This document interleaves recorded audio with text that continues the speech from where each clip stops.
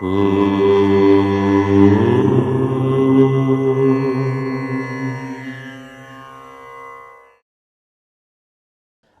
గణేశ శారదా దత్తాత్రేయ సద్గురుపరబ్రహ్మణే నమః. వసుదేవసుతం దేవం కంసచానూరమర్దనం దేవకీ పరమానందం కృష్ణం వందే జగద్గురుం. స్వధర్మ ప్రేక్షకులకు మాస ఫలితాల్లో భాగంగా డిసెంబర్ నెల అంటే మార్గశీర్ష మాసం కర్కాటక రాశి వారికి ఎలా ఉండబోతోంది, ఎటువంటి పరిహారాలు పాటించాలి, ఏ విధమైన జాగ్రత్తలు తీసుకోవాలి ఇప్పుడు చెప్పుకుందాము. కర్కాటక రాశి పునర్వసు 4వ పాదము, పుష్యమి 4 పాదాలు, ఆశ్లేష 4 పాదాలు. కర్కాటక రాశి వారి యొక్క గ్రహ సంచారం ఎలా ఉంది అనేది ఇప్పుడు కనుక పరిశీలన చేస్తే కర్కాటక రాశి వారికి ఈ మాసమంతా 12వ స్థానంలో డిసెంబర్ 5 నుంచి గురువు వ్యయంలో ఉంటున్నాడు, అంటే మిథునంలోకి సంచారం చేస్తున్నాడు. కొంత దోషము, ధన వ్యయ సూచన, ఆటంకాలు బాగా ఉంటాయి. భాగ్యస్థానంలో శనైశ్చరుడు, విదేశాలకు వెళ్ళే వారికి వీసాలు అనుకూలిస్తాయి. అష్టమ స్థానంలో రాహువు సంచారం కొంత ఇబ్బందికరమైన పరిస్థితి. 2వ స్థానంలో కేతువు, అపకీర్తిలు రాకుండా జాగ్రత్త పడితే సరిపోతుంది. ఇది కర్కాటక రాశి వారి యొక్క గ్రహ సంచారము. కర్కాటక రాశి వారికి ఈ మాసం అంతా కూడా అంటే మార్గశీర్ష మాసం కనుక పరిశీలన చేస్తే ఒక శుక్రుడు శుభంగా ఉన్నాడు. అంటే శుక్రుడు ఎక్కడ ఉన్నాడు మార్గశీర్ష మాసంలో కనుక పరిశీలన చేస్తే శుక్రుడు కొంత తులలో ఉన్నటువంటి శుక్రుడు మాసం మధ్యలో వచ్చేసరికి కూడా మార్పు అనేటువంటిది చెందుతాడు. కాబట్టి కర్కాటకం నుంచి 4వ స్థానంలో ఉన్నటువంటి శుక్రుడి యొక్క బలము, పంచమంలో రవి కుజ బుధుల యొక్క కొంత పర్వాలేదు. కాబట్టి ఈ మాసమంతా కూడా కర్కాటక రాశి వారు ఆంతరంగిక విషయములను ఎవ్వరికీ వ్యక్తం చేయవద్దు. గోప్యత పాటించండి. వ్యాపార సంబంధిత విషయముల యందు కూడా ఎవ్వరికీ చెప్పడం మంచిది కాదు. పరిమితులను దాటి జోక్యం చేసుకోవటం మంచిది కాదు. ఖర్చుతో కూడుకున్న వ్యవహారముల యందు పరిచయాలు మీకు బాగా ఉపయోగపడతాయి. పట్టుదలతో కృషి చేస్తే కార్యసిద్ధి అనేటువంటిది కూడా కలుగుతుంది. ముఖ్యమైన వ్యవహారముల యందు తొందరపాటు పనికిరాదు. రోగ నిరోధక శక్తి లోపిస్తోంది. మీ సామర్థ్యాన్ని నిరూపించుకునే అవకాశం ఉన్నందున ఆచితూచి వ్యవహరించండి. ఆధ్యాత్మిక విషయమై గురువుల నుంచి మీకు అద్భుతమైనటువంటి మార్గదర్శనం అనేటువంటిది కూడా లభిస్తుంది. స్పిరిచువల్ దిశగా ఆలోచనలు, అంతరంగం కూడా పరిగెత్తుతూ ఉంటుంది. శుభకార్యముల యందు పాల్గొంటారు. బంధుమిత్రులతో ఆనందంగా గడుపుతారు. కొంత మొహమాటంతో కొన్ని సమస్యలు తెచ్చుకుంటారు. భూ వివాదం ఒకటి ఏదైతే ఉందో ఎప్పటి నుంచో మిమ్మల్ని ఇబ్బంది పెడుతోంది, అది పరిష్కారం అవుతుంది. శాంతంగా ఉండండి. ధర్మపరమైనటువంటి ఆలోచనలు మీ మనస్సుకు కనుక వస్తే అవి మీకు ప్రశాంతతను ఇస్తాయి.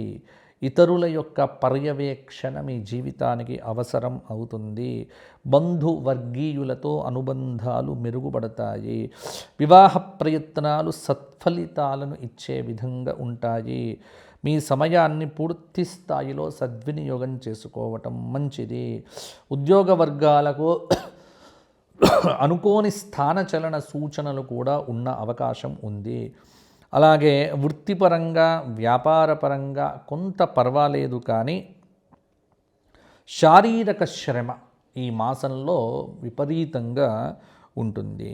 అకారణమైనటువంటి మీరు ఏమీ మాట్లాడకుండా కొన్ని కలహాలు వచ్చి మీ మీద పడతాయి. అకారణ కలహ సూచనలు. శాంతంగా ఉండండి. కుటుంబ సభ్యులతో సంయమనం పాటించండి. ఖర్చులు పెరుగుతాయి. ఒక విషయంలో లాభపడతారు. తగిన జాగ్రత్తతో మాట్లాడకపోతే బంధాలు పాడవుతాయి. అలాగే ఆలోచనలను కార్యరూపం దాల్చే విధంగా ఆలోచనలు చేయండి. కుటుంబంలో భార్యాభర్తల మధ్య లోపాలు, కోపాలు, తాపాలు, మాటలు మొదలైనటువంటివి సహజంగానే ఉంటాయి. కాబట్టి తగిన జాగ్రత్తతో ఉండండి. తీర్థయాత్రలకు, విహారయాత్రలకు మంచి అవకాశాలు కూడా ఉన్నాయి. మీ నిస్వార్థమైనటువంటి సేవ, కృషి ఏదైతే ఉందో గుర్తింపు లభిస్తుంది. సంపూర్ణ స్థాయిలో మిమ్మల్ని ఇతరులు బాగా వాడుకోవడం అనేటువంటిది మీకు మంచిది కాదు. ఆశావహ దృక్పథాన్ని ఎప్పుడూ కూడా విడిచిపెట్టకండి. ఆరోగ్యం పర్వాలేదనిపిస్తుంది, కానీ డిసెంబర్ 18, 20, 24, 28 ఈ తేదీలలో మాత్రము దూర ప్రాంత ప్రయాణాలు ఏవైతే ఉన్నాయో కొంత చేయకండి. భావోద్వేగాలు ఏవైతే ఉన్నాయో ఎమోషన్స్ కంట్రోల్ చేసుకోవటం చాలా వరకు కూడా మంచిది. ఉద్యోగపరంగా బాగుంటుంది. కళారంగంలో వారికి అవకాశాలు, దూర ప్రయాణాలు మంచిగా చేసేటప్పుడు కొంత నిదానంగా డ్రైవింగ్ చేసేటువంటి సమయాన్ని కూడా సద్వినియోగం చేసుకోవటము. కుటుంబ సభ్యుల్లో ఒకరికి అనారోగ్య సూచన కొంత ఇబ్బంది పెడుతుంది. చెయ్యని వాటికి మీ మీద దోషాలు, నేరారోపణ ఇవన్నీ కూడా మీకు మనస్సుకు కొంత కష్టాన్ని కలిగింపచేస్తాయి. ఆర్థిక పరమైనటువంటి విషయములు ఎవ్వరికీ కూడా అప్పచెప్పకండి. ఆర్థిక పరమైనటువంటి విషయములను మీరు జాగ్రత్తగా కాపాడుకోండి.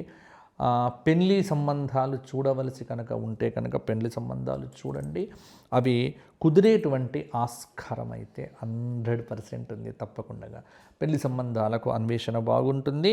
సమస్యలను అధిగమిస్తారు. గిట్టని వారితో చాలా జాగ్రత్తగా ఉండండి. ముఖ్యంగా రాజకీయ నాయకులు కొంత ప్రజాసేవలో గడపటం, ప్రజలతో మమైకం కావటము చేయిస్తే బాగుంటుంది. కొన్ని పనులు అనుకున్న రీతిగానే ముందుకు వెళ్తాయి. ఇక ప్రధానంగా కర్కాటక రాశి వారికి పరిహారాల విషయానికి వచ్చినట్లయితే ప్రతి శుక్రవారము 4 శుక్రవారాలు కనకధార లక్ష్మీ సహస్రనామ స్తోత్ర పారాయణం చేయండి.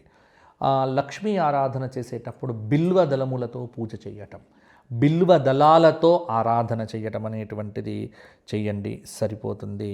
కాలభైరవ దర్శనం, కాలభైరవ అష్టక స్తోత్ర పారాయణము, 4 సోమవారాలు శివాలయంలో అభిషేకాదులు, శివ సహస్రనామ స్తోత్ర పారాయణాదులు చేయటం వల్ల కూడా అనుకూలత పెరుగుతుంది, ప్రతికూలతలు తగ్గుతాయి. ఏదైనా గోక్షేత్రంలో 4 ఆదివారాలు మీరు తోచిన గోధుమ చున్ని లేకపోతే పత్తి చెక్క మొదలైనటువంటి పదార్థాలు ఆవులకు తినిపించే ప్రయత్నం చేయండి.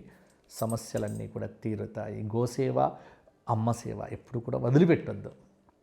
ఇక తదుపరి ముఖ్యంగా ఎవరైనా సరే వ్యక్తిగతంగా నాతో జాతకాలు చెప్పించుకోవాలి అని చాలామంది కూడా అనుకుంటున్నారు.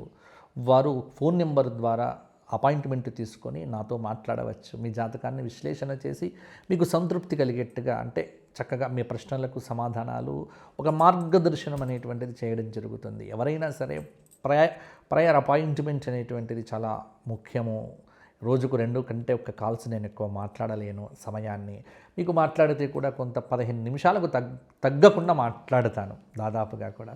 అంటే మీ సందేహాలన్నీ కూడా నివృత్తి చేసేటువంటి ఒక అవకాశం. కాబట్టి ఎవరైనా ఆ విధంగా నాతో జాతకం చెప్పించుకొని దశ అంతర్దశలు మార్గదర్శనం కావాలనుకుంటే కింద కనిపిస్తున్న నెంబర్కు ఉదయం 8 నుంచి రాత్రి 6 గంటలలోపు ఫోన్ చేసి మీ వివరాలు చెప్పండి, అపాయింట్మెంట్ తీసుకోండి. నేను మీతో మాట్లాడుతాను. మా స్వధర్మ ఛానల్ను ప్రోత్సహించండి.